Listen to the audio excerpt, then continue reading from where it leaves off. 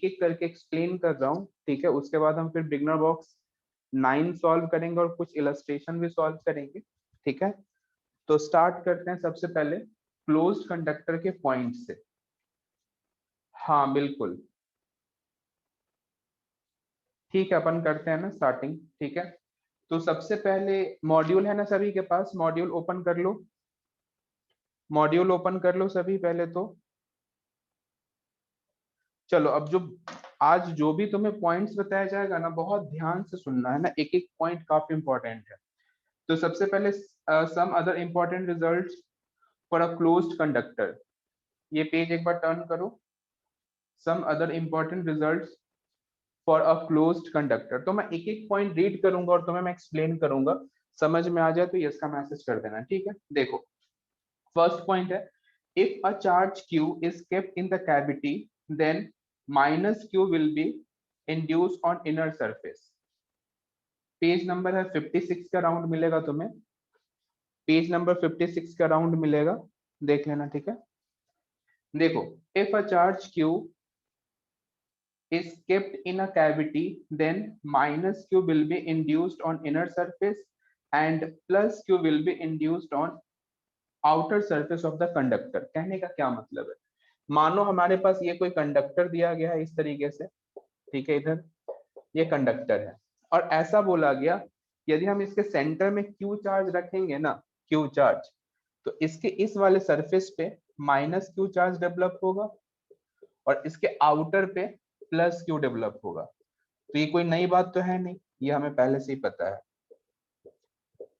क्या बात समझ रहे हो, यदि मैं S1 और S2 सरफेस का हूं तो S1 सरफेस पे कितना चार्ज इंड्यूस होगा, माइनस क्यू, और S2 सरफेस पे प्लस क्यू। आई थिंक तुम्हें इस पॉइंट में कोई डाउट नहीं होगा, ये इसका मैसेज करूं।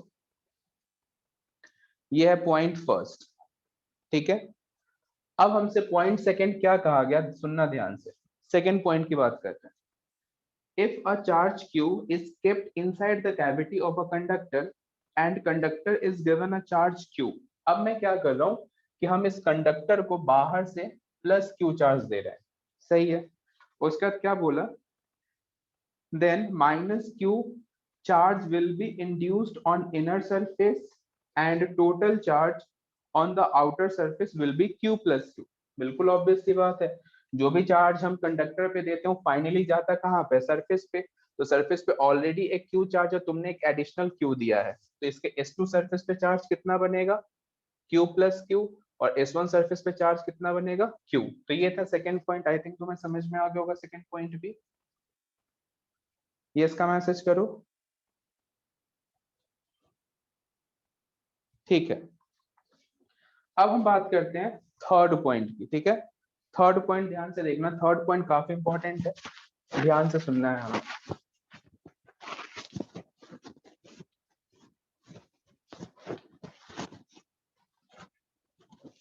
देखना थर्ड पॉइंट,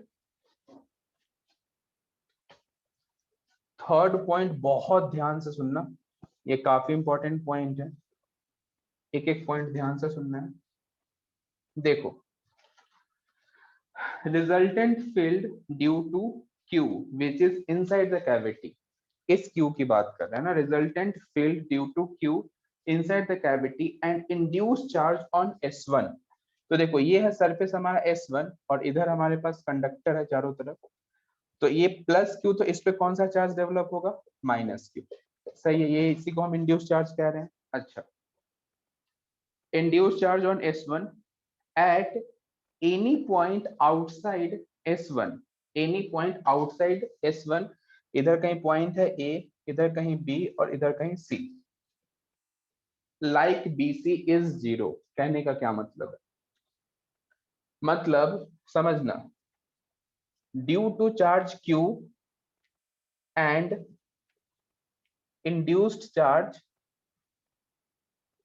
ऑन S1, है ना, इंड्यूस्ड चार्ज ऑन S1 जो कि माइनस क्यू है, इन दोनों की वजह से इलेक्ट्रिक फील्ड B पे भी 0 और C पे भी 0। ये सिंपल कहने का मतलब है।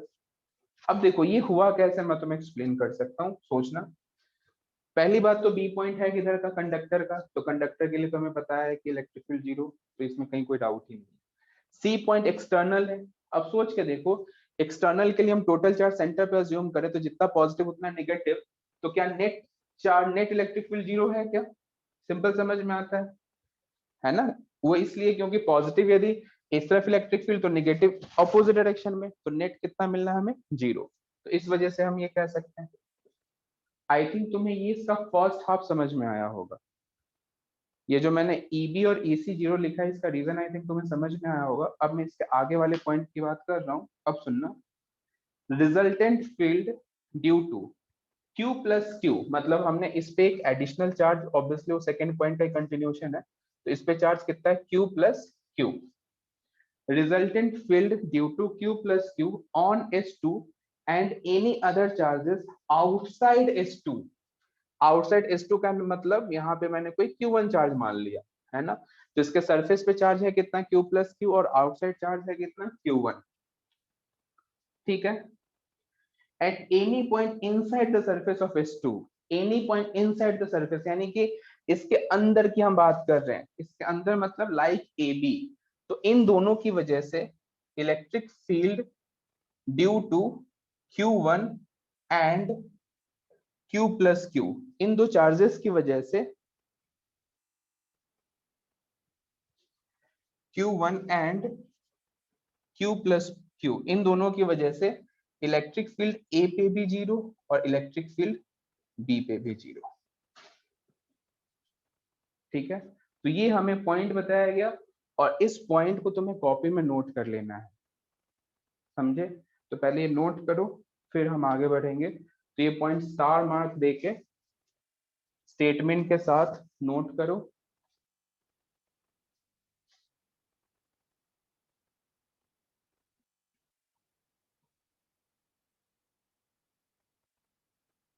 रिपीट कर दीजिए, बैंडविड्थ कम है। सही में क्या बैंडविड्थ कम है? कैसे पता लगा बैंडविड्थ कम है?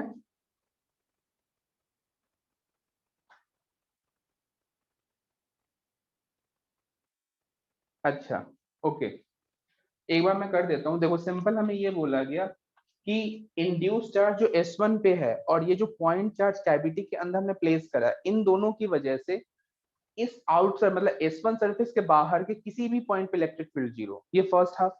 सेकेंड हाफ में ये बोला गया कि कोई आउटसाइड चार्ज है Q1 और इसके सरफेस पे फाइनल चार्ज है Q प्लस Q, इन दोनों की वजह से इनसाइड इलेक्ट्रिक फील्ड जीरो। बस सिंपल।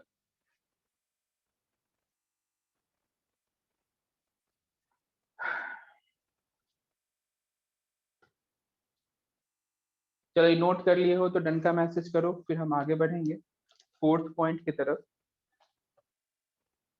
तो तुम्हें एक पॉइंट तो तुम्हें फील हो रहा होगा कि यदि हम इस मॉड्यूल को प्रॉपर तरीके से यदि सॉल्व कर लेना, तो मतलब ऐसा समझ लो कि तुमने IIT के लिए ना 2000 रैंक सिक्योर कर लिया है, ये मैं कंफर्म कह सकता हूँ। यदि सिर्फ तुम इस मॉड्यूल के एक एक पॉइंट को अच्छे से समझ गए हो ना, तो 2000 रैंक कहीं नहीं गया है।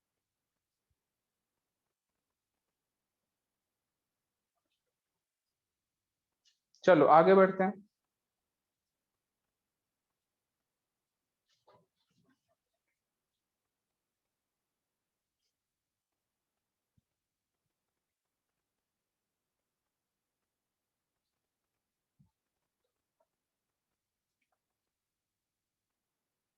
देखना ध्यान से, फोर्थ पॉइंट है। एक हमारे पास सिंपल इस तरीके से कोई कंडक्टर दिया गया। अब सुनना ध्यान से, resultant field in a charge free cavity. Charge free cavity का मतलब अंदर पे कोई कैविटी में चार्ज नहीं है, ऐसा में बताया गया। ठीक है, there can be charges outside the conductor and on the surface also. क्या लिखा हुआ? Resultant field in a charge free cavity in a closed conductor is zero. Obvious सही बात है। अब यहाँ पे कोई चार्ज हमें नहीं दिया गया, कोई चार्ज नहीं दिया गया, तो इसके किसी भी पॉइंट पे इलेक्ट्रिक फील्ड किसके बराबर होगा? जीरो की। और ऐसा बोला गया कि ये पॉइंट तब भी वैलिड होगा जब यदि हम चार्ज इसके सरफेस पे दे दें या इसके बाहर दे दें, तो भी वैलिड है ये पॉइंट। देखो, there can be charges outside the conductor and on the surface also. This then also this result is true. तो तुम्हें पॉइंट समझ में आ रहा है? यदि हमने कैविटी के अंदर कोई चार्ज नहीं दिया है, सरफेस पे चार्ज है, तो भी इलेक्ट्रिक फील्ड इसके इनसाइड के सभी पॉइंट पे 0, और यदि हमने तुमने बाहर भी कोई चार्ज दिया तो भी इलेक्ट्रिक फील्ड अंदर क्या रहेगा? 0। तो एक बार ये भी पॉइंट लिख लो, सिर्फ स्टार्टिंग के 2 लाइन लिखना, बाकी नहीं। तो ये तो इम्पोर्टेंट पॉइंट है, इसे याद रखना अपने को।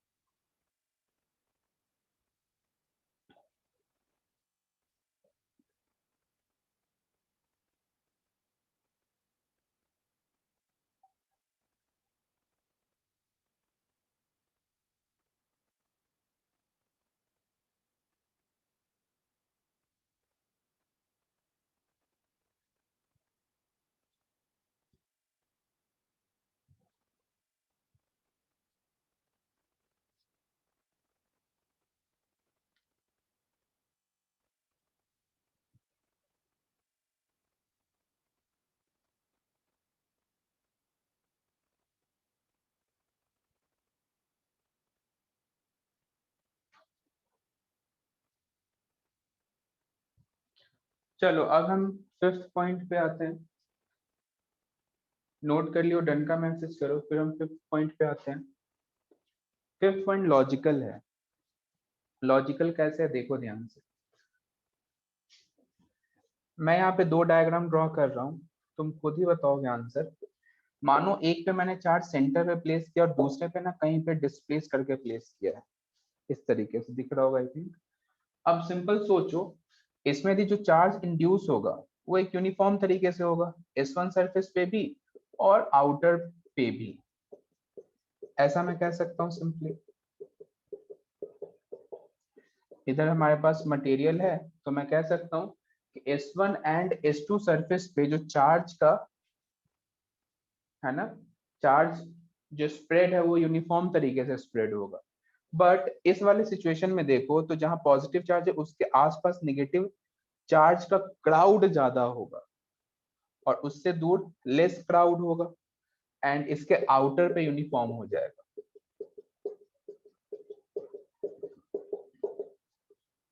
तो यदि मैं सिंपली कहूं तो S1 और S2 यहाँ पे दोनों ही यूनिफॉर्म तरीके से डिस्ट्रीब्यूशन है, बट S1 में इधर नॉन यूनिफॉर्म और S2 में कैसा है? यूनिफॉर्म।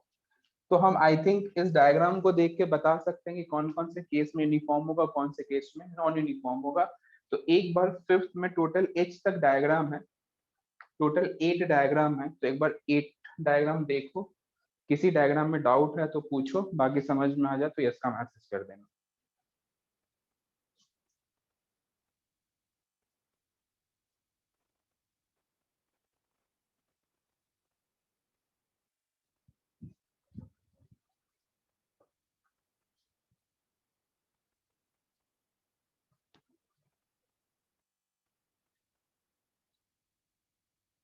कल भी हम इलेक्ट्रोस्टैटिक्स का रिवीजन ही करेंगे, वेंसडे से हम करंट इलेक्ट्रिसिटी स्टार्ट करेंगे, ठीक है? तो अभी फुल इलेक्ट्रोस्टैटिक्स पे ध्यान दो। S1 यूनिफॉर्म नॉन यूनिफॉर्म कैसे हुआ? देखो ना, क्योंकि ये जो चार्ज है ना सेकेंड में, इसे हमने कैविटी के सेंटर पे नहीं रखा है, सेंटर से जरा डिस्प्लेस कर दिया है। तो जितना सरफेस के पास होगा उतना ही नेगेटिव चार्ज उसके ज्यादा पास रहना पसंद करेगा, है ना? तो इस वजह से हमने इस वाले सरफेस को नॉन यूनिफॉर्म डिस्ट्रीब्यूशन कहा है।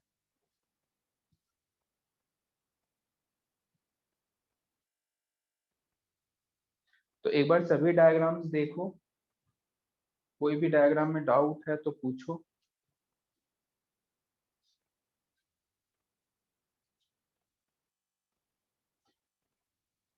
नेक्स्ट संडे टेस्ट है, पता होगा सभी को। Syllabus electrostatics complete and gravitation.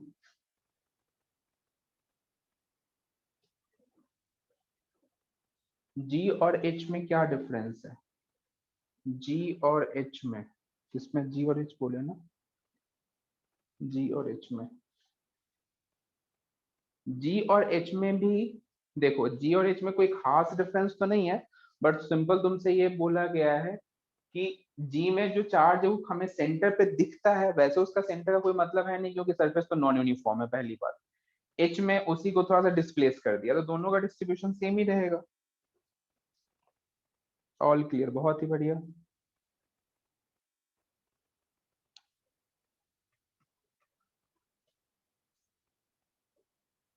सारे पॉइंट समझ में आ गए हो तो एक बार डन का मैसेज करो, फिर हम आगे बढ़ेंगे।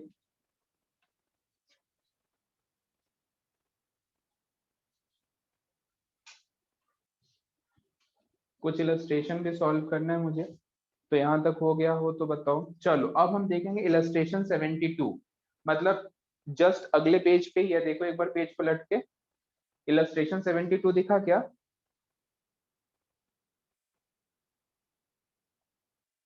हाँ बिल्कुल बिल्कुल, आउटर सरफेस यदि नॉन यूनिफॉर्म है तो चार्ज कैसे भी उस पर डालो तो नॉन यूनिफॉर्म तरीके से दिखेगा ना।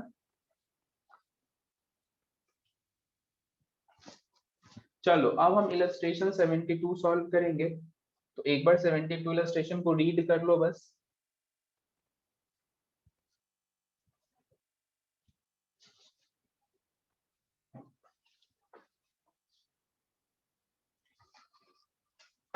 देखना,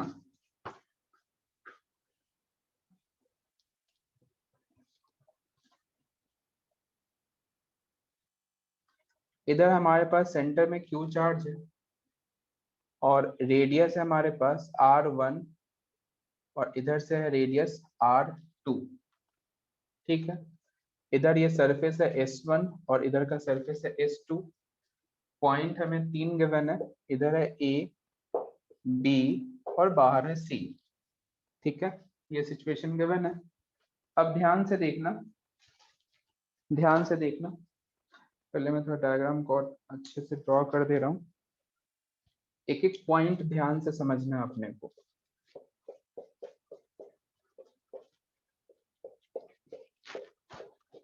ठीक है, इस तरीके का सिचुएशन हमें गिवन है। सबसे पहले हम बात करेंगे इसके चार्ज डिस्ट्रीब्यूशन की। सोचो, सेंटर पे चार्ज है तो इसके इस सरफेस पे चार्ज कैसा आएगा? नेगेटिव, और वो भी यूनिफॉर्म तरीके से आएगा, इसमें आई थिंक किसी को डाउट नहीं होगा। इसके आउटर सरफेस की बात करें तो इसके आउटर सरफेस पे पॉजिटिव चार्ज डेवलप होगा और वो भी यूनिफॉर्म तरीके से। सही है। और चार्ज के मैग्नीट्यूड की बात करूं तो अंदर -Q और बाहर +Q। यहाँ तक सभी को समझ में आया होगा। मैं सबसे पहले बात करूंगा इलेक्ट्रिक फील्ड की, ध्यान से समझना। सबसे पहले हम बात कर रहे हैं इलेक्ट्रिक फील्ड। ठीक है, इलेक्ट्रिक फील्ड सोच समझ के बताना है। हम सबसे पहले पॉइंट ए के लिए देखेंगे। एट पॉइंट ए, बताओ। ए पॉइंट सिंपल यहाँ पे है, ए पॉइंट की बात कर रहा हूं, तो ए पॉइंट पे इलेक्ट्रिक फील्ड क्या दोगे, क्या लिखोगे? इलेक्ट्रिक फील्ड एट ए। तो इतना समझ में आता है, सिंपल पॉइंट चार्ज की वजह से, है ना। तो पॉइंट चार्ज की वजह से कितना हो जाएगा बताओ?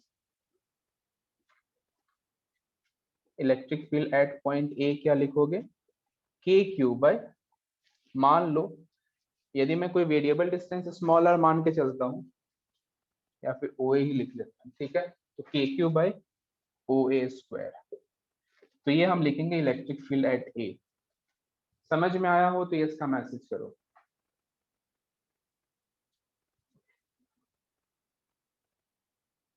यदि मैं तुमसे सिंपल पूछूं कि, सिंपल पूछूं, मैं दिमाग में आया कि इन दोनों नेगेटिव की वजह से हमने क्यों नहीं लिखा, ये नेगेटिव और इस पॉजिटिव की वजह से हमने क्यों नहीं लिखा, तो क्या आंसर दोगे? कि इसके जो S1 सरफेस और S2 सरफेस पे जो चार्जेस है उसकी वजह से हमने क्यों नहीं लिखा? अरे बहुत बढ़िया, इनसाइड द पॉइंट, बिल्कुल इनसाइड का पॉइंट है, इनसाइड का पॉइंट है। और ये सब तुम्हें हॉलो स्फीयर जैसे दिख रहे हैं, भले ही मटेरियल है लेकिन कोई काम का थोड़ी ना, कंडक्टर है, सोचो तो सही। हॉलो स्फीयर जैसा दिख रहा है तो इंटरनल पे कितना, 0। सही है ना, इनसाइड द पॉइंट। ये पॉइंट सभी को समझ में आ रहा है तो ये इसका मैसेज करो।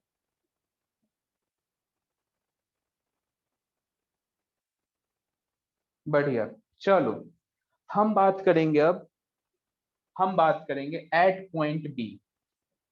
चलो बताओ पॉइंट बी के लिए क्या मैं इलेक्ट्रिक फील्ड 0 लिख दूं? क्यों? कंडक्टर के अंदर है, इनसाइड द कंडक्टर, तो इसमें कुछ हमें सोचना ही नहीं है।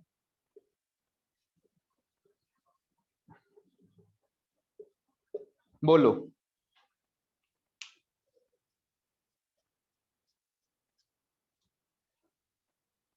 इनसाइड द कंडक्टर क्या मैं कह सकता हूं?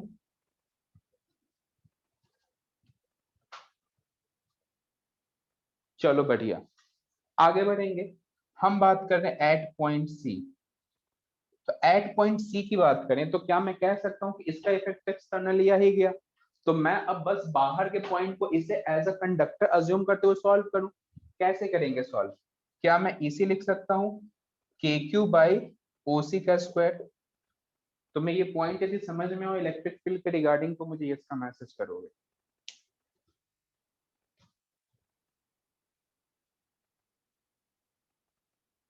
कहीं कोई डाउट तो नहीं? नोट करना, नोट करो, फिर हम पोटेंशियल देखेंगे।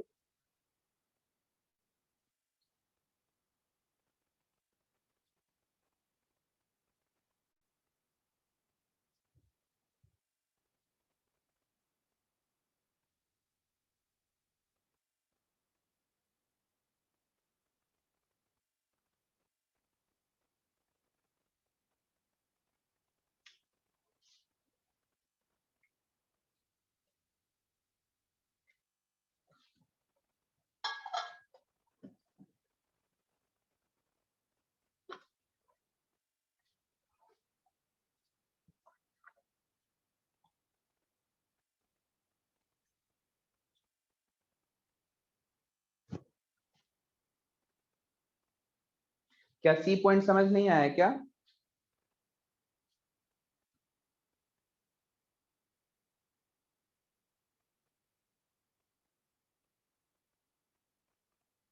देखो सी को तुम सिंपल ऐसे समझो कि मान लो ये बाहर का पॉइंट है ना, तो तीनों के लिए ही, जैसे पॉइंट चार्ज के लिए भी बाहर का पॉइंट, इसके लिए भी बाहर का पॉइंट, इसके लिए भी बाहर का पॉइंट है, तो इन दोनों के से कैंसिल हो जाएगा यदि तुम टेक्निकली ऐसा सोचना चाहो। तो इन दोनों के वजह से कैंसिल, यूनिफॉर्म है, तो बचेगा सिर्फ बाहर की वजह से, है ना। और तुम ये याद हो तो हमने जो थर्ड एंड फोर्थ पॉइंट लिखा था उसमें सिंपल हमें ये बोला भी गया था।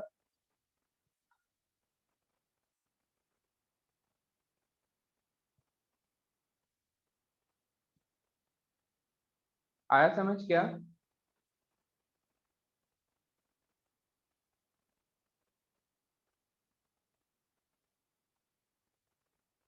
ठीक है। चलो अब हम पोटेंशियल की बात करेंगे, तो इलेक्ट्रिक फील्ड तो आ गया समझ। अब हम बात करेंगे पोटेंशियल की, तो एक एक पॉइंट ध्यान से सीखेंगे।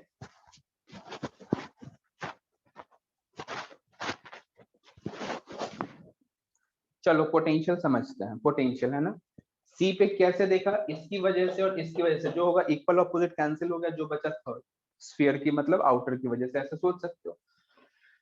चलो बात करेंगे हम पोटेंशियल की, सोच समझ के बताना है। सबसे पहले हम ए पे लिखेंगे, फिर बी पे और फिर सी पे। बताओ तो ए पे क्या लिखें? अब हमें पता है कि पोटेंशियल एक स्केलर क्वांटिटी है, तो सिस्टम में जितने भी चार्जेस प्रेजेंट होंगे हमें सभी की वजह से पोटेंशियल लिखना होगा।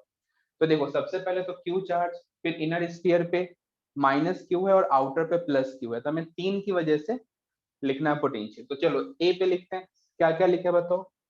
के क्यू अपॉन ओ ए, बस देखते रहना, माइनस रेडियस है आर वन। बताओ, हमें इतना समझ में आ रहा है कि एस वन स्फीयर के लिए ए पॉइंट इंटरनल है, एस टू स्फीयर के लिए भी इंटरनल है, और इंटरनल पॉइंट पे पोटेंशियल सरफेस के बराबर।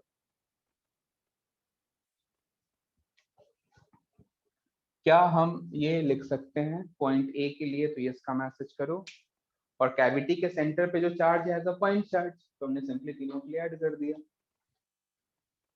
चलो बी के लिए हम बात करेंगे। बी के लिए बताना मुझे, बी कंडक्टर के अंदर का पॉइंट है, फिर भी हमारे पास तीन, क्या क्या, तो एक दो तीन लिखते हैं, स्टार्ट करते हैं। लिखो K Q by O B plus के minus Q divide by O B and plus के Q by R two. I think सभी को समझ में आ गया होगा। सी की बात करें तो मैं लिख सकता हूँ के Q by O C, k minus Q by O C and k plus Q by O C. तो तुम चाहो तो इसमें कैंसिल वैंसिल करना चाहो तो कर सकते हो, बाकी मैंने सिंपल रिजल्ट लिख दिया हुआ है, देख लो एक बार। तो पोटेंशियल तुम्हें एबीसी के किसी भी पॉइंट पे डाउट हो तो मैसेज करो, समझ में आ गया हो, इसका मैसेज करो।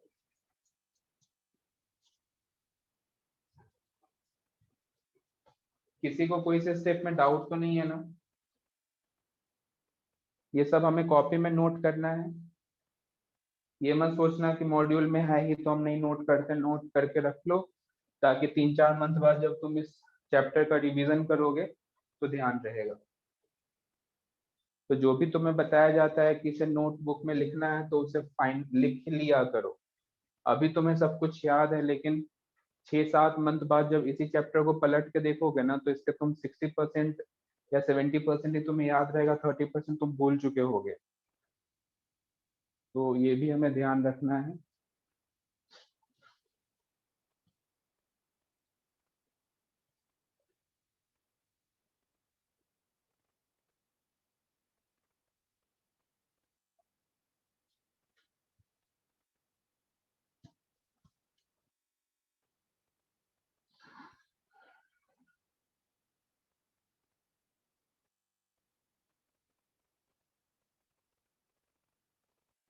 हो जाए तो बताना, आगे बढ़ेंगे।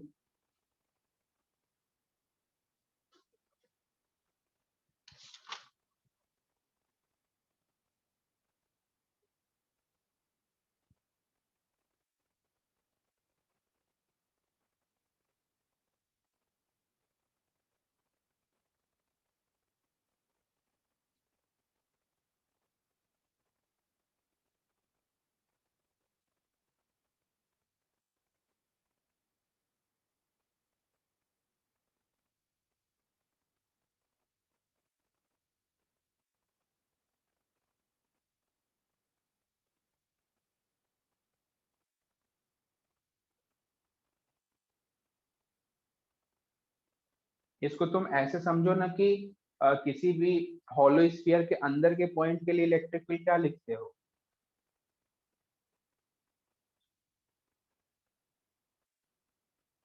है ना? तो ऐसे सोचो। और जो आउटसाइड है, जो आउटसाइड जो चार्ज हमने प्लेस करा है, तो वो एक इन मतलब चार्ज को इंड्यूस कराएगा, जो स्फीयर के आसपास के चार्ज को इंड्यूस करा के उसे कैंसिल करा देता है।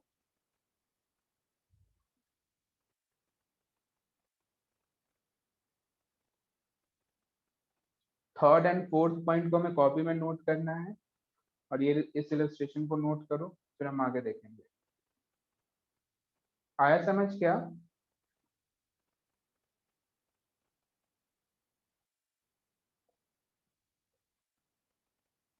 नहीं आया?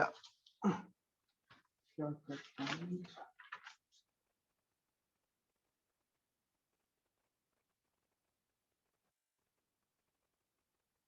देखो, हमें क्या लिखा हुआ था कि resultant field due to Q plus Q and any other charges outside at any point inside the S2 is zero. तो सबसे पहले तुम ये समझो कि पहली बात तो बी पॉइंट पे जीरो होने का रीजन समझ में आता है, क्योंकि वो कंडक्टर के अंदर है। सही है ना? वो किधर है? कंडक्टर के अंदर। अब सोचो ना, सिंपल यदि मैं तुमसे ऐसे कहूं कि किसी और पॉइंट के लिए हम देखें, किसी और पॉइंट के लिए, तो एक इंड्यूस चार्ज भी है और एक पॉइंट चार्ज भी है। और यदि तुम S2 S1 सरफेस के बाहर देखते हो तो उन दोनों को तुम as a point charge on center मान सकते हो।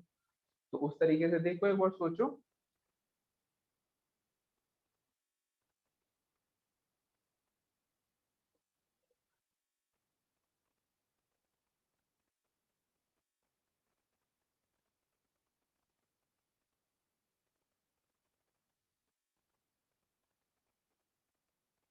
चलो आगे बढ़ेंगे। चलो, अभी नहीं आया समझ तो नेक्स्ट इलस्ट्रेशन में आ जाएगा। नेक्स्ट इलस्ट्रेशन में आ जाएगा। चलो अब हम इसके नेक्स्ट इलस्ट्रेशन की बात करेंगे। नेक्स्ट इलस्ट्रेशन देखना।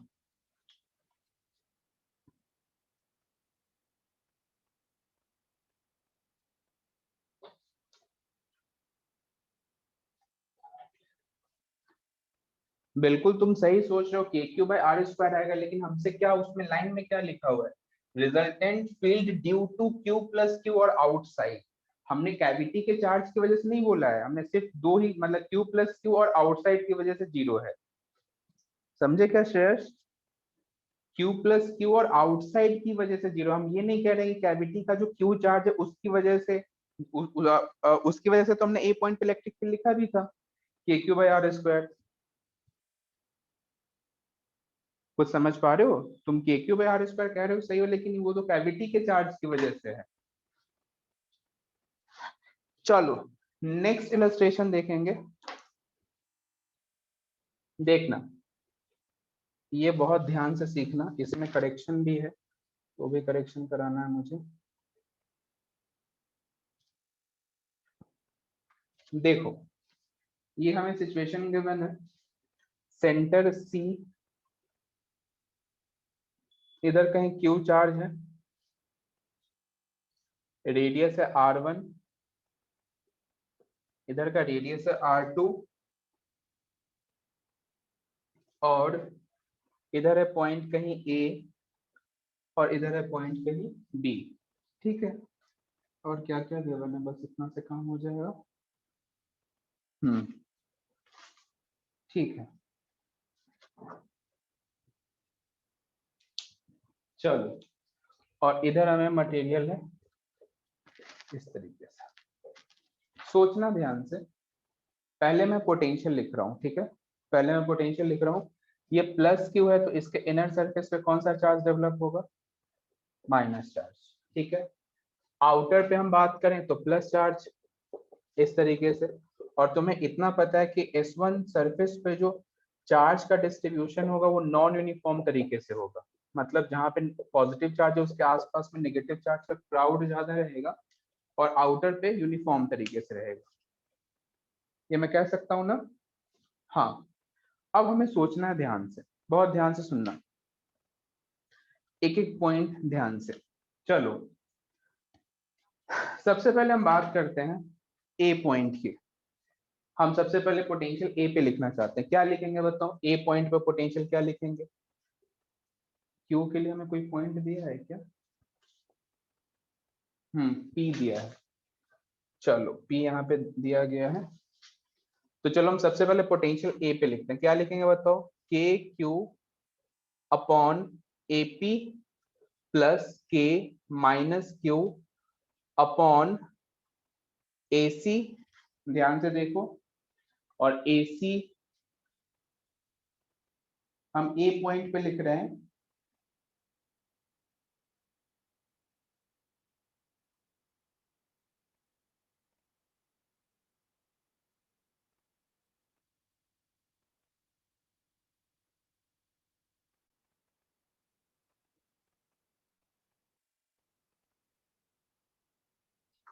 या ए सी नहीं लिख सकते हो? एसी क्यों नहीं लिखोगे? देखो क्यों नहीं लिखोगे, मैं बताता हूँ क्यों। क्योंकि इधर जो नेगेटिव चार्ज का जो क्राउड है ना, ये इधर ज्यादा है, समझो, और इधर नेगेटिव चार्ज का क्राउड कम है, तो हम इन दो को इस, हाँ बिल्कुल नॉन यूनिफॉर्म की वजह से, बिल्कुल सही सोच रहे हो। तो जो ए पे हम पोटेंशियल लिखेंगे ना, समझना ध्यान से, जो हम पोटेंशियल ए पे लिखेंगे वो सिर्फ और सिर्फ किसकी वजह से होगा? सिर्फ और सिर्फ, देखो अब मेन पॉइंट है कि इन दोनों का तो कैंसिल हो जाएगा, क्योंकि एक पॉजिटिव दूसरा नेगेटिव, तो नेट इफेक्ट कैंसिल। क्योंकि देखो, इसके लिए पॉजिटिव चार्ज पास में, इसके लिए नेगेटिव चार्ज और क्लोज हो गया, और देख लिए कि उस नेगेटिव चार्ज है। तो ए पॉइंट पे जो पोटेंशियल आएगा वो सिंपल आएगा, के क्यू अपॉन R2। ये तुम्हें समझना होगा, समझ में आता है तो ये इसका मैसेज करो।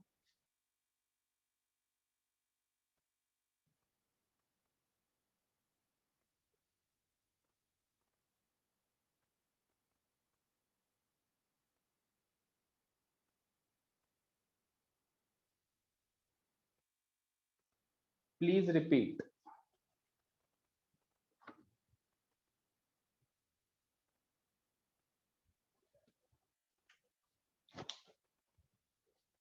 R2Q, ठीक है, मैं बताता हूँ, रुको। देखो सबसे पहले अपन ऐसे सोचते हैं, इसको उल्टे तरीके से सोचते हैं। ए पॉइंट ए पॉइंट किसके अंदर का पॉइंट है? कंडक्टर के अंदर का है क्या नहीं? हाँ या ना? है बिल्कुल।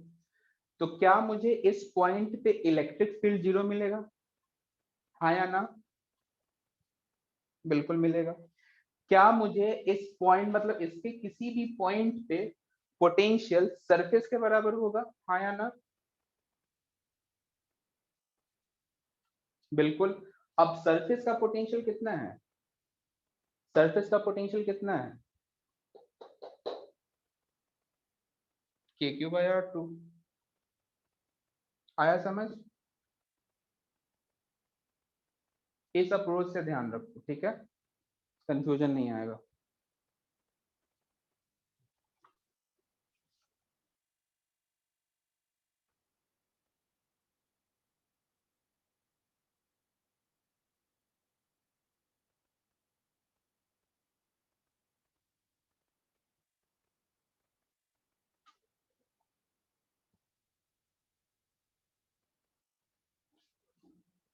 चलो, अब यदि मैं तुमसे कहूं कि मुझे बी पॉइंट पे पोटेंशियल लिखना है, बी पॉइंट पे, तो क्या मैं अब सिंपल इसे एक्सटर्नल पॉइंट की तरह पॉइंट चार्ज ट्रीट करते हुए के क्यू बाई सी भी लिख सकता हूँ क्या?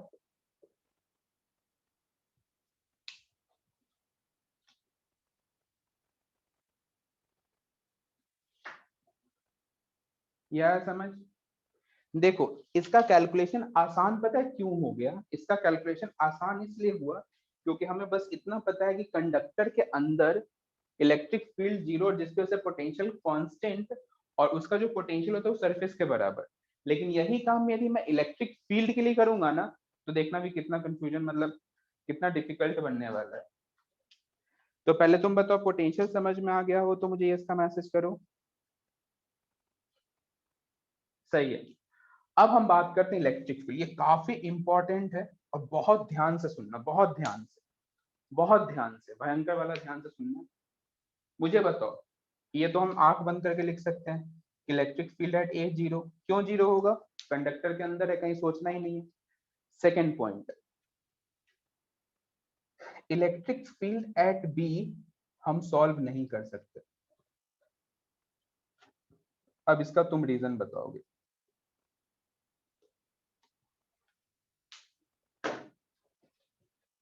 बताओ।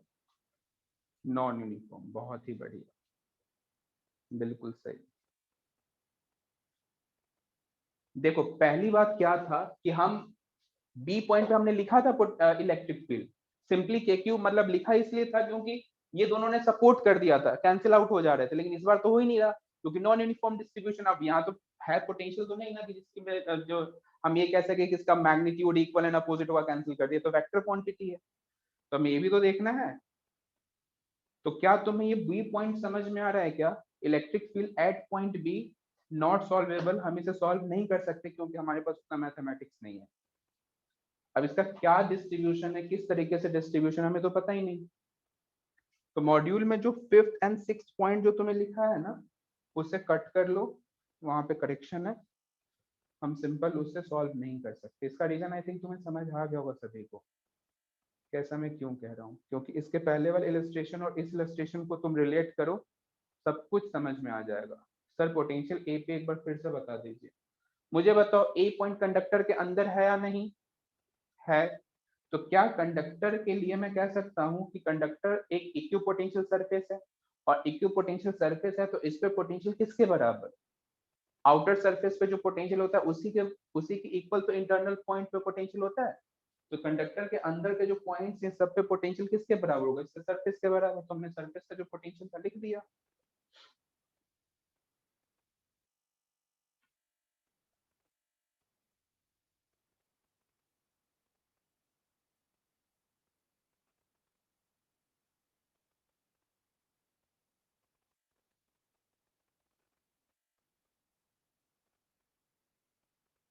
हाँ, फिफ्थ और सिक्स में कर लेना है क्योंकि ये नॉट सॉल्वेबल होगा। इसका रीजन मैंने तुम्हें एक्सप्लेन करा, ठीक है। चलो, यहाँ तक हो गया हो तो ये इसका मैसेज करो। आई थिंक तुम्हें अब इलेक्ट्रिक फील्ड पोटेंशियल शेल के ये सब जो स्ट्रक्चर हम शेल ही कहते हैं, स्फेरिकल शेल। तो आई थिंक ये सब तुम्हें पॉइंट अब धीरे धीरे क्लियर हो रहे होंगे कि कैसे हम सॉल्व कर रहे हैं, क्या मान रहे हैं, क्यों मान रहे हैं। समझ में आ रहा है क्या सभी को? तो इसका मैसेज करो, सभी को मैसेज करना है।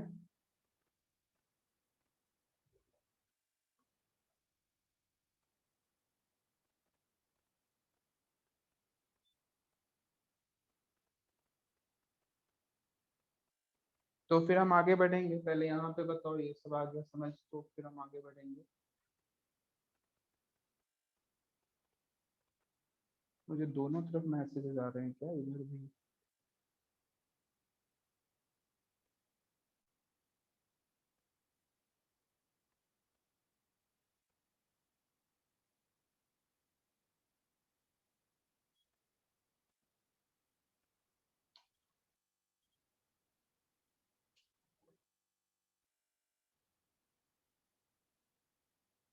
कैविटी वाले चार्जेस की वजह से ए पर इफेक्ट नहीं पड़ेगा, नहीं।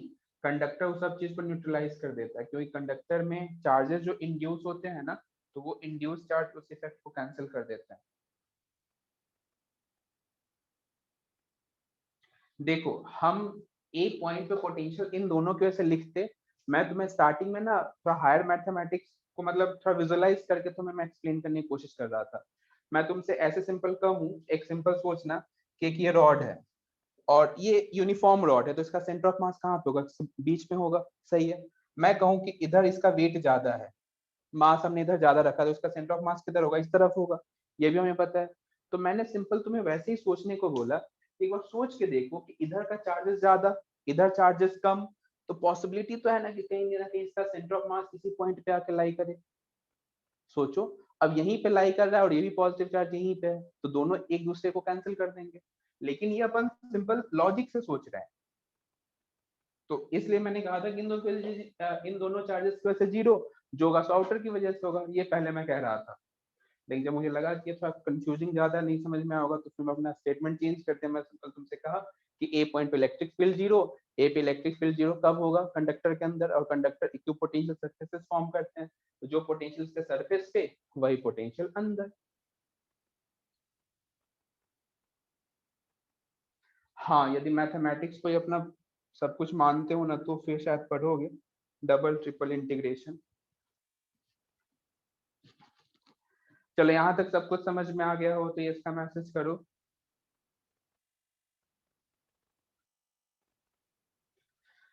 हम, अब तुम मुझे बिगनर बॉक्स 9 के डाउट्स बताओगे। बिगनर बॉक्स 9 के डाउट्स अब तुम मुझे मैसेज करोगे।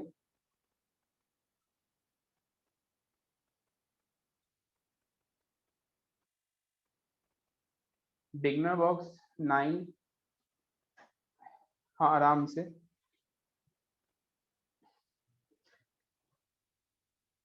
चैट का ऑप्शन चेंज करना पड़ेगा।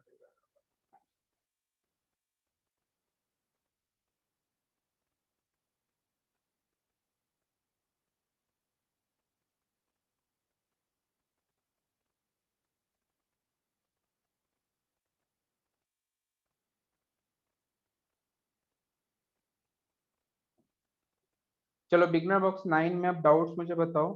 10, 15, 17। 10, 15, 17, ओके।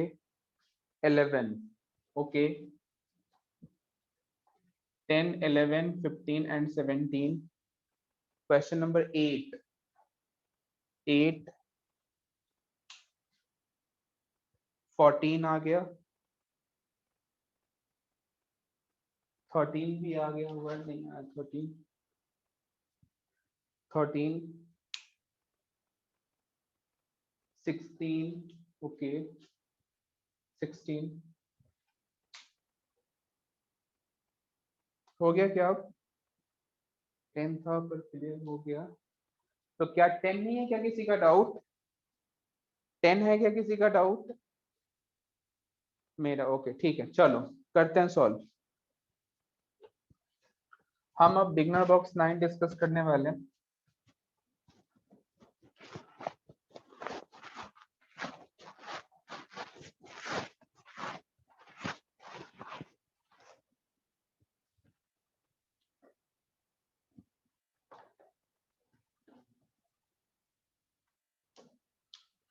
चलो ध्यान से देखते हैं। सबसे पहले क्वेश्चन नंबर 8 हम देखेंगे, है ना। क्वेश्चन नंबर 8,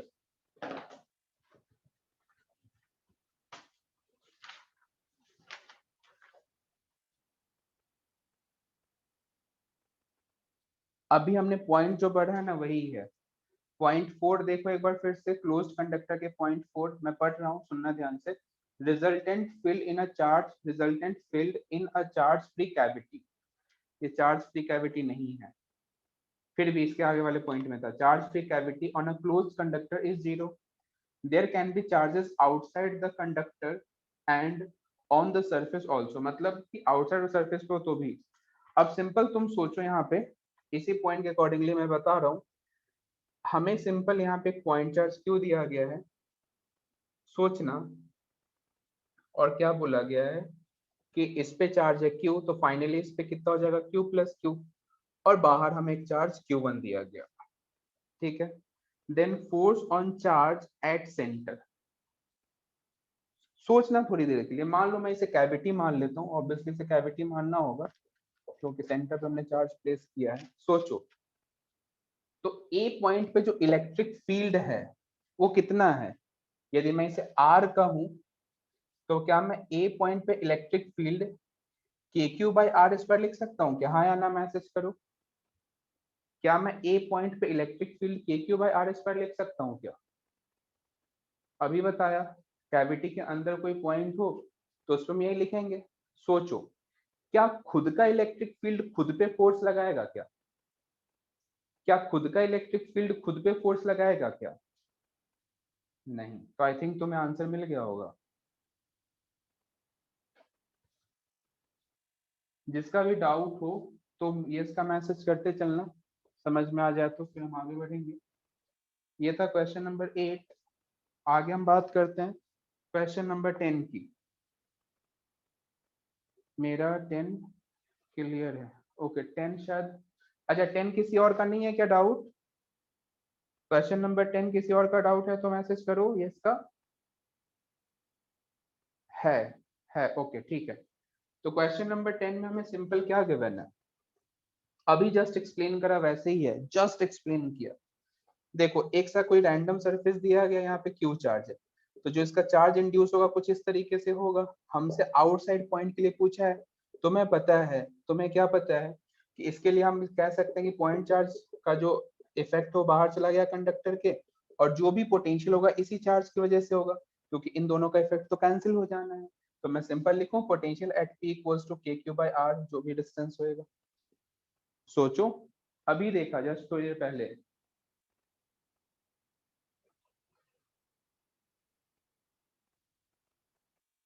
चलो ये था क्वेश्चन नंबर 10। हम बात करेंगे क्वेश्चन नंबर 11 की, ठीक है। क्वेश्चन नंबर 11 देखते हैं।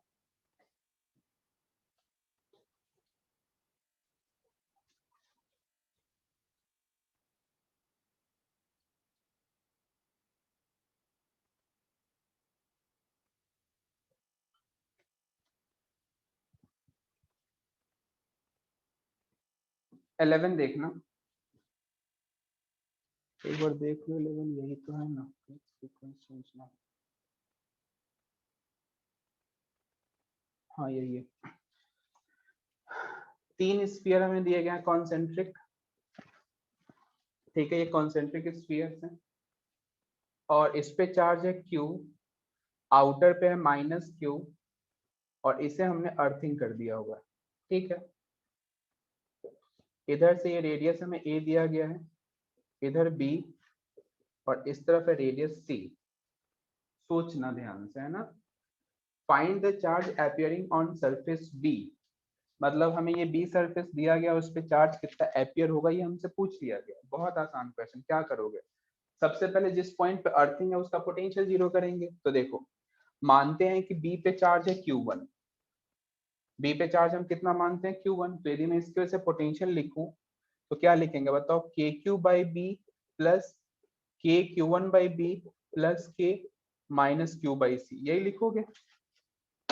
करोगे क्या, बी पे पोटेंशियल जीरो जीरो करो, सॉल्व करते हैं, के कैंसिल करो, Q by C minus Q by B equals to Q1 by B, तो Q1 कितना आ जाएगा, B minus C upon C into Q. तो Q1 को मैं लिख सकता हूँ B by C minus 1 into Q. तो ये मुझे Q1 पता लग गया। और ये जो तुमने Q1 सॉल्व करा है ना, इस स्फीयर पे नेट चार्ज होगा, इतना तुम्हें समझ में आ गया। अब पहली बात समझना है हमें, इस पे चार्ज Q है तो इस पे कितना होगा, माइनस Q। इस पे कितना होगा, तो नेट चार्ज तो इतना रहना है, समझना, नेट चार्ज इतना रहना। और इसमें से मैं माइनस Q इधर दे दिया तो इस पे कितना बचेगा, इस पे सिंपली बचेगा, इधर लिख रहा हूँ कितना बचेगा, तो B minus C minus 1 Q minus of minus Q, इतना ही बचेगा चार्ज इस पे। अब हम इसे सॉल्व करेंगे तो B minus C minus Q plus Q, इससे कैंसिल, तो आंसर आ जाएगा B बाई सी क्यू। तो इसके सरफेस B पे चार्ज इतना है, एक बार देख लो, समझ में आता है, इसका मैसेज करो।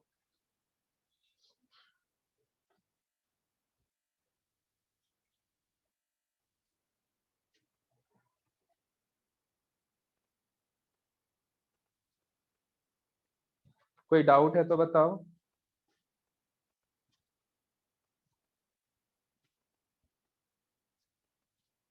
ये है क्वेश्चन नंबर 11।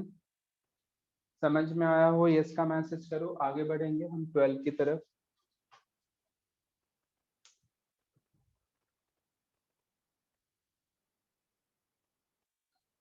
एक मिनट, मैसेज इस तरफ क्यों आ रहे हैं यार।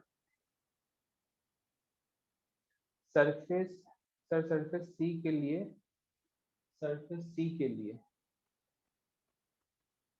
यदि तुम सरफेस सी के लिए सॉल्व करना चाहते हो तो फिर सिंपल क्या होगा कि इस पे नेगेटिव चार्ज है, तो जितना इस पे चार्ज है उसका ऑपोजिट इस पे आ जाएगा। तो ऑपोजिट मतलब B by C into Q. तो इस पे कितना आएगा, तो minus Q minus of minus B by C Q, ऐसे लिख दोगे, ठीक है।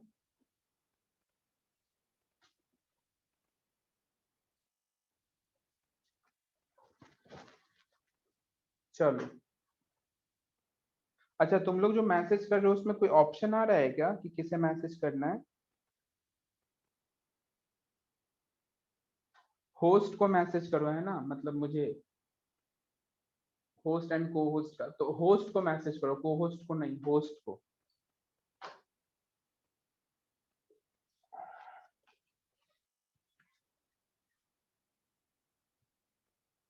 चलो आगे बढ़ेंगे,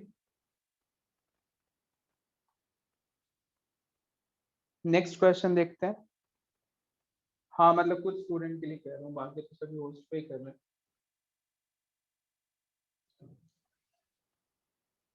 देखना नेक्स्ट, नेक्स्ट क्वेश्चन 11 के बाद है 13। Two spherical conductors radius 4 5 potential of same potential. बहुत आसान क्वेश्चन पूछ रहे हो यार। 13 यही है ना, ये वो दूसरा क्वेश्चन है, यही है, बहुत इजी क्वेश्चन है। सोचो, सेम पोटेंशियल, इसका क्या मतलब है कि मैं सिंपल लिखूं। अब देखो कंडक्टर है तो कहीं का भी पोटेंशियल सरफेस के बराबर होगा, यहाँ पे 4 लिखो Q1 और यहाँ पे K Q2 बाई 5 लिखो। तो Q1 बाई Q2 का क्या रेशियो आएगा, 4 बाई 5। और तुमसे क्या पूछा है, सरफेस चार्ज डेंसिटी का। तो सिग्मा 1 अपॉन सिग्मा 2 लिखना चाहो तो क्या लिखोगे, Q1 अपॉन 4 पाई R1 का square and Q2 upon 4 pi R2 का स्क्वायर। कर लो सॉल्व, रहने दो ना। तो सिंपल आएगा Q1 इंटू R2 का स्क्वायर और इधर Q2 इंटू R1 का स्क्वायर।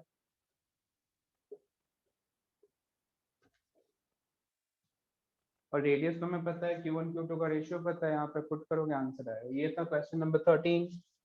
बात करेंगे क्वेश्चन नंबर 15 की। समझ आ गया हो यस का मैसेज करो। अब हम देखेंगे क्वेश्चन नंबर 15।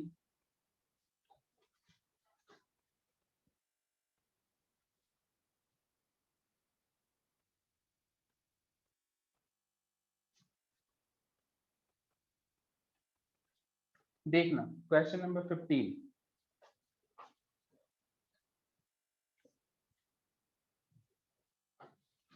इधर sphere A and be given है एंड इधर हमें अर्थिंग अभी ऑन नहीं किया गया, इस तरीके से है।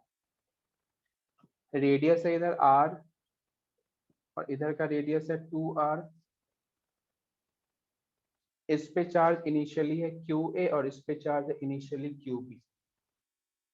पोटेंशियल हमें दिया गया 3/2 एंड 2 वोल्ट।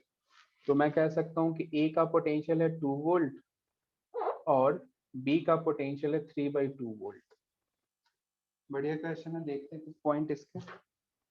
देखना, ध्यान से समझना है।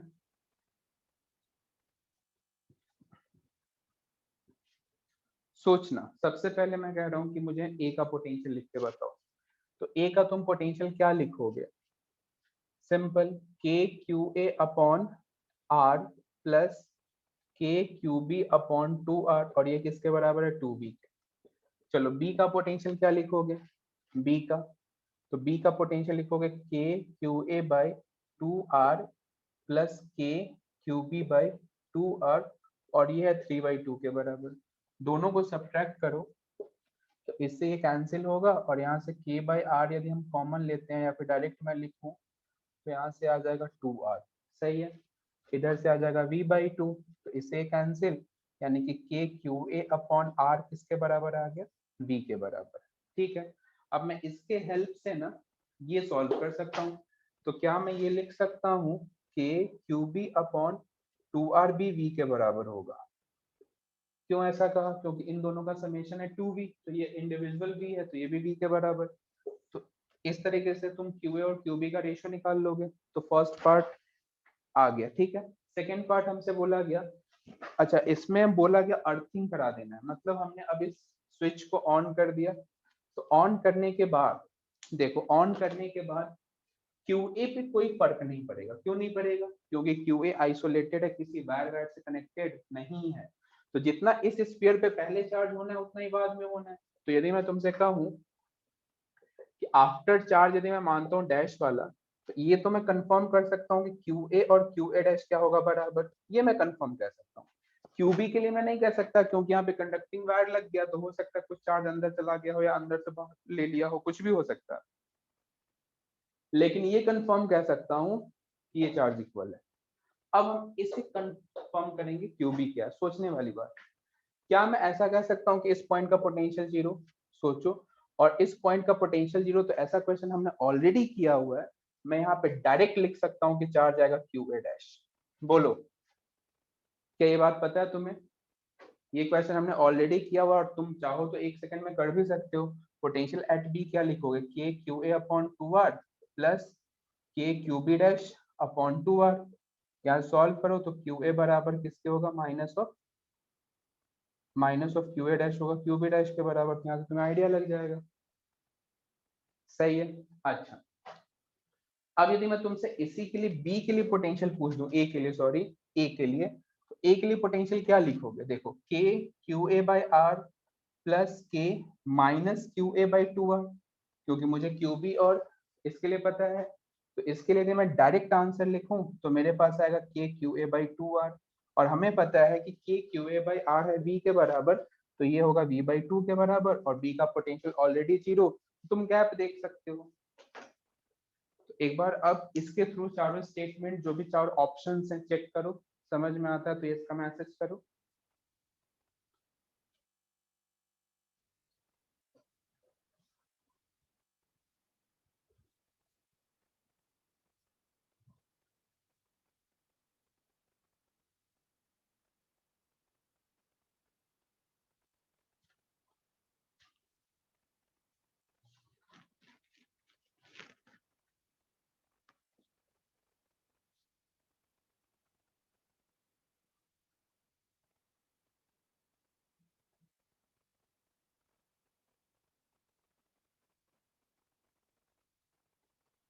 ये है क्वेश्चन नंबर 15। अब हम देखेंगे 16 एंड 17। 16 एंड 17।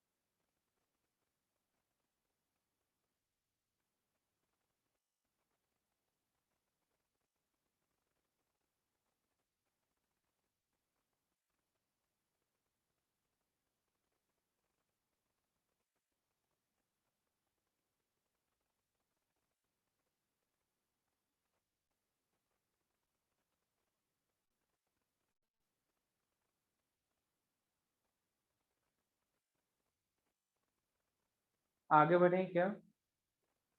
ये तुम्हें समझ आ गया हो, नोट कर लिया हो तो ये इसका मैसेज करो, फिर आगे बढ़ेंगे।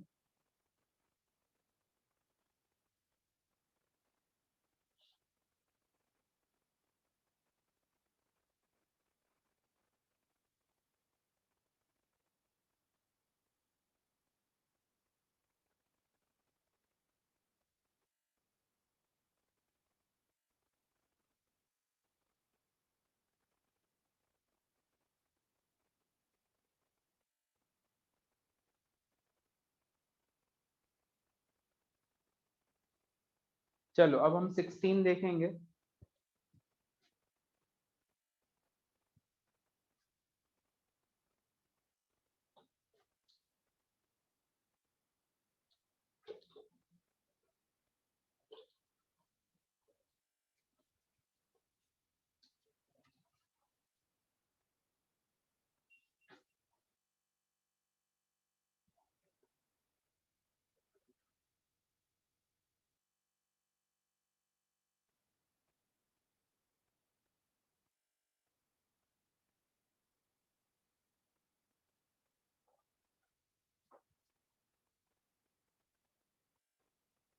देखना question number 16।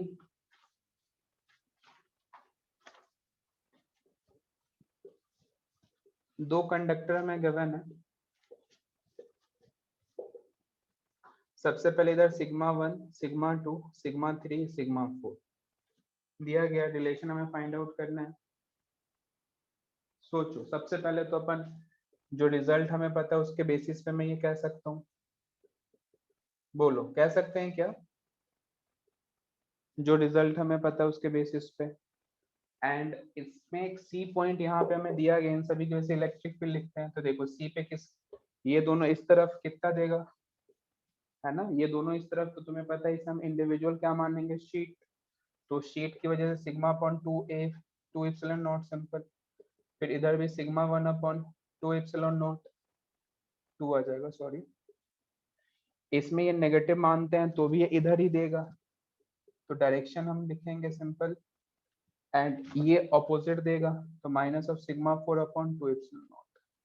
First and fourth की वजह से ये कैंसिल करो, तो ईसी क्या लिखोगे, ध्यान से देखना।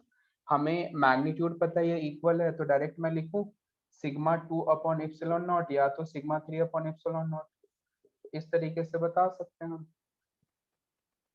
सिग्मा 2 और सिग्मा 3। और रिलेशन फर्स्ट एंड फोर्थ के बारे में हमें पता लग ही गया, और सिग्मा 2 और सिग्मा 3 हम इधर से आंसर बता सकते हैं इन टर्म्स ऑफ ई के बारे में बोला गया तो। 16 समझ में आया हो, यस का मैसेज करो।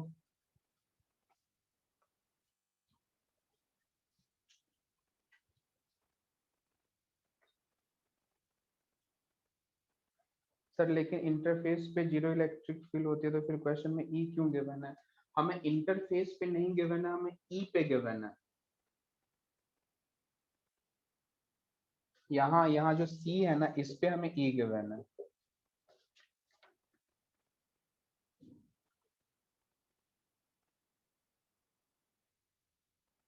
देखो ध्यान से, आगे बढ़े, last question.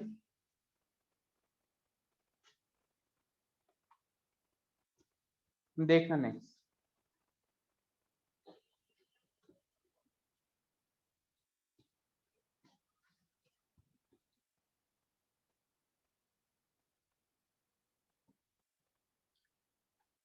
Consider a solid uniformly charge sphere two point A B same distance, ठीक है। सपोज ये कोई नॉन कंडक्टर है, इधर हमारे पास पॉइंट ए और इधर पॉइंट हमारे पास बी। सेंटर से ये डिस्टेंस है r1 और ये डिस्टेंस हम r2 मान लेते हैं। सोचना, यदि हम इलेक्ट्रिक फील्ड एट ए लिखना चाहें तो क्या लिखेंगे, k Q r1 upon R Q. और electric field at B, k Q upon R2 का स्क्वायर, ये लिखोगे। और ये बोला गया कि दोनों इक्वल है, कर दो इक्वल। ई ए बराबर किसके, ई बी के, तो यहाँ से आएगा के Q r1 upon R Q बराबर के क्यू R2 का स्क्वायर, इससे कैंसिल। तो R1 इंटू R2 का square equals to R Q. अब हमें तुम देखो ये सिंपल दो नंबर के प्रोडक्ट्स, कुछ थर्ड आ रहा है, तो ऐसे तो बहुत सारे सॉल्यूशन होते हैं ना, तो इसमें हम क्या आंसर करेंगे, हैविंग मेनी वैल्यूज। अब इन दो नंबर का प्रोडक्ट आर क्यू के बराबर, तो ऐसे बहुत सारे नंबर पॉसिबल है, नहीं क्या बोलो, समझ में आया क्या? Question number 16।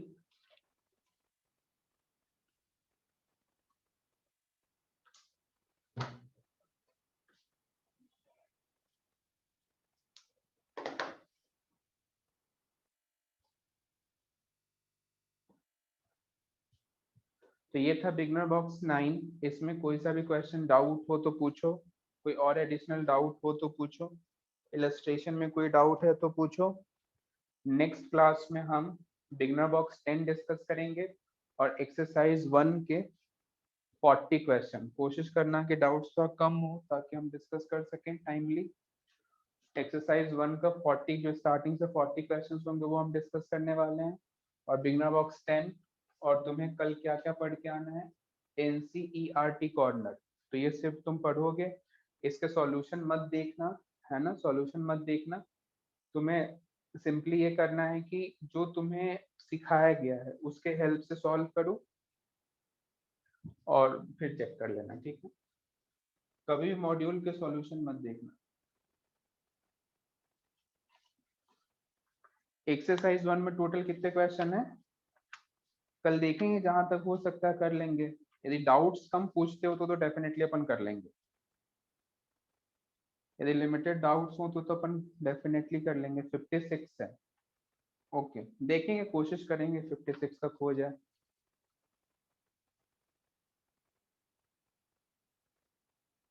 हाँ कर सकते हैं। डाइलेक्ट्रिक एक्चुअली अभी तुम डिटेल में कैपेसिटर में पढ़ोगे। डाइलेक्ट्रिक को बस एक लाइन में ध्यान रखो कि डाइलेक्ट्रिक एक नॉन कंडक्टर मटेरियल होता है। डाइलेक्ट्रिक एक नॉन कंडक्टर मटेरियल होता है, बस ये ध्यान रखना।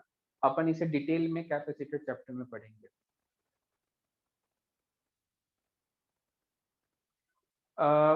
बैच मेंटर का एक्चुअली मैं बताऊं तो मेरे पास अभी तक लिस्ट तो आई नहीं है, अभी वो कंफर्म करके हमें बताएंगे।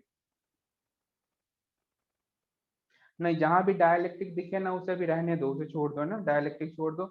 अभी सिंपल नॉन जो इलेक्ट्रोस्टैटिक से रिलेटेड क्वेश्चन है तो अपन वो कर लेंगे। तो सिंपल समझो नेक्स्ट डे का क्या क्या होमवर्क है, एक्सरसाइज 1 जहां तक हो सके। अब टाइम लिमिट है अपने पास, तो उसके बाद जो भी डाउट्स बचते हैं इन केस तो हम उसे डाउट क्लास में डिस्कस कर लेंगे, ठीक है। और बिगनर बॉक्स 10, ठीक है। और कोशिश करो कि इस मॉड्यूल के एक एक लाइन को अपने को फील करके पढ़ना है अच्छे से। सारे इलस्ट्रेशन करेंगे, सारे बिगनर बॉक्सेस के सारे क्वेश्चंस करेंगे, नोट्स के क्वेश्चंस करेंगे, इतना करते चलो। और एक बार और क्या करना है कि 15 डेज या फिर 21 डेज, जैसा भी तुम्हें टाइम स्लॉट हो अपने हिसाब से देखना, कम से कम 2 से 3 घंटा टाइम हमें इलेक्ट्रोस्टैटिक्स के लिए देना है इतने टाइम इंटरवल पे। नहीं तो जितना कुछ तुम अभी मेहनत किए हो ना, यदि तुम 3-4 मंथ से नहीं पढ़ोगे ना, वो सब जीरो हो जाएगा। तो इसका ये मतलब होगा कि यदि मैं उस टाइम इलेक्ट्रोस्टैटिक्स ना पढ़ के सो लिया होता ना तो शायद कोई डिफरेंस नहीं क्रिएट होता, सिंपल मैं बताऊं तो। मैं तो एक रिवीजन का शेड्यूल जरूर मेंटेन करके रखना। तो जो रिवीजन का शेड्यूल है ना वो बहुत इंपॉर्टेंट है, क्योंकि बिना रिवीजन के कुछ नहीं हो सकता, बस एक लाइन में सिंपल समझो। तुम ये भी फील करोगे कि हम अभी जब इलेक्ट्रोस्टैटिक पढ़ रहे थे तो अच्छे से अच्छे क्वेश्चन कर ले रहे थे, लेकिन यही चीजें ना 2-3 मंथ बाद, 4 मंथ बाद नहीं होगा, ये तुम ये ऑटोमेटिक कम हो जाएगा, फिर ऐसा लगेगा ये क्वेश्चन दोस्त टाइम मैंने कर लिया था, ये अभी क्यों नहीं हो रहा। तो ये माइंड है, माइंड तो अपना को भूलना ही है, सिंपल सा लॉजिक है। तो इसे तुम्हें रिवीजन प्रॉपर तरीके से करना है, और रिवीजन हमेशा क्वेश्चन के थ्रू करना है। नोट्स के पेज पलट के रिवीजन अपन नहीं करेंगे। कभी भी रिवीजन करने का मन हो तो मैं तो ऐसे सजेस्ट करता हूँ कि मान लो तुम्हारे पास टाइम ज्यादा है तो ऑड क्वेश्चंस कर लो, सारे इवन कर लो, नहीं तो 1357 इस तरीके से कर लो, 148 इस तरीके से कर लो, जीपी एपी इस तरीके का सीरीज बना बना के क्वेश्चन सॉल्व करो। तो इससे एडवांटेज क्या मिलता है ना, इससे एडवांटेज ये मिलता है कि जैसे मान लो आज हम 21 डेज पे 1357 के क्वेश्चन कर लिए, फिर कभी इवन नंबर के क्वेश्चन कर लेंगे। तो इस तरीके से करते चलोगे तो फिर हेल्प मिलेगा तुम्हें। तो नेक्स्ट डे क्या क्या करेंगे हम, एक्सरसाइज 1 और बिगनर बॉक्स 10 का डिस्कशन। वेंसडे से हम करंट इलेक्ट्रिसिटी स्टार्ट करेंगे, और जो भी पॉइंट्स तुम्हें नोट्स में लिखने को बोला गया है, यदि तुमने नहीं लिखा है अभी तक तो नोट जरूर कर लेना, ठीक है। चलो फिर आज हम यहीं पे एंड करेंगे, कोई डाउट्स वगैरह है तो पूछो।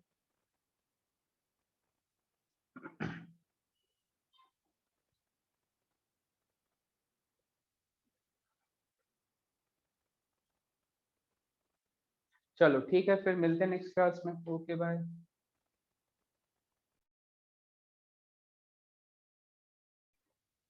एक मिनट एक मिनट एक मिनट एक मिनट, कौन सा पॉइंट नहीं आया समझ? सर थर्ड पॉइंट अभी भी नहीं आया, कौन सा थर्ड पॉइंट कह रहे हो? जो अपन कंडक्टर के लिए देखे थे वो क्या?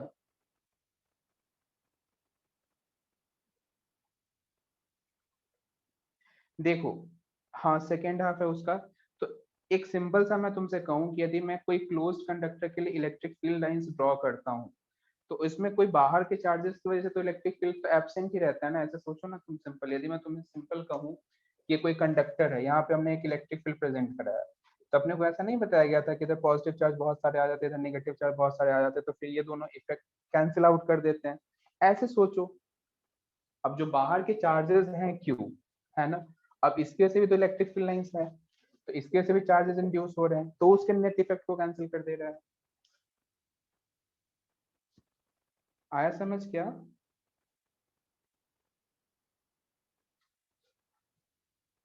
हाँ तो ऐसे सोच लो, बहुत सारे ऑप्शन है, क्योंकि सभी का एक ही जगह पे मिलना है, जैसे भी सोचो।